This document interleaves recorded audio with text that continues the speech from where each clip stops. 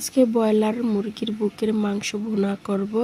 তো মাংস ফ্রিজেই ছিল, তো 2 ঘন্টা আগে আমি বের করে ভালো করে ধুয়ে এই তো পিস পিস করে নিয়েছি। এখন জ্বলন্ত চুলায় কড়াইতে তেল দিয়ে তার ভিতর মাংস ছেড়ে দিয়েছি আর পরিমাণ মতো লবণ দিয়ে ভালো করে ভাজা ভাজা করে নেব। আসলে এই মাংস প্রায় 2 সপ্তাহ আগে আনা হয়েছিল। তো যাই হোক, মাংসর আমি ভুনা করব। এই তো দেখুন জুলি মাংস শুধু, তাই আমি ভালো করে ভেজে নেব, একেবারে মাছ ভুনার মতো করে ভুনা করব। তো এদিকে আমি পেঁয়াজ মরিচও কেটে নিতেছি আর মাঝে মাঝে এই তো ভিডিও করতেছি আর মাংস ভালো করে নাড়াচাড়া দিয়ে দিচ্ছি। আমার আব্বা জানা আবার মাংস ছাড়া ভাত খায় না। এই তো গত শুক্রবার গরুর মাংস রান্না করেছিলাম, ফ্রিজে রেখে রেখে 3-4 দিন পর্যন্ত খাইছে। আজকে কি দিয়ে খাওয়াবো তাই ভাবতেছিলাম, হঠাৎ করে এই ব্রয়লার মাংসের কথা মনে পড়েছিল।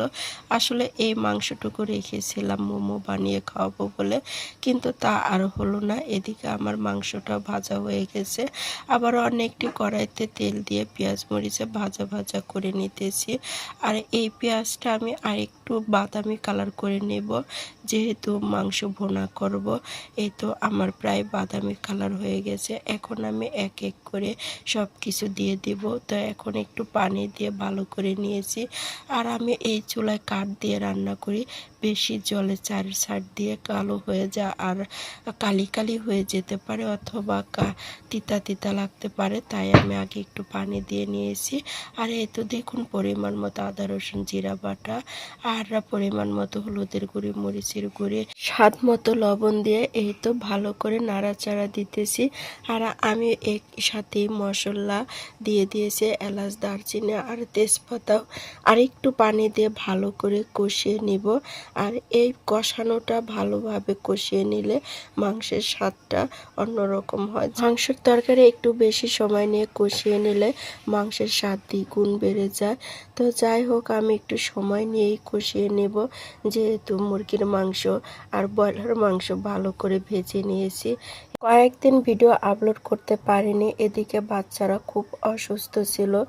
আমি জানি ফেসবুকে নিয়ম মতো ভিডিও আপলোড না করলে ফেসবুকের সফলতা পাওয়া যায় না, তারপরও কি করব, এই তো এছাড়া কিছু করার ছিল না। তো যাই হোক, আজকে আমি আবার ভিডিও দেওয়া শুরু করেছি, দেখি কত দূর পর্যন্ত দিতে পারে।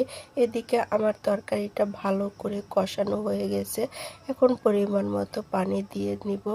আর আমি যেভাবে রান্না করি ঠিক সেভাবেই আপনাদের সাথে শেয়ার করতেছি। যে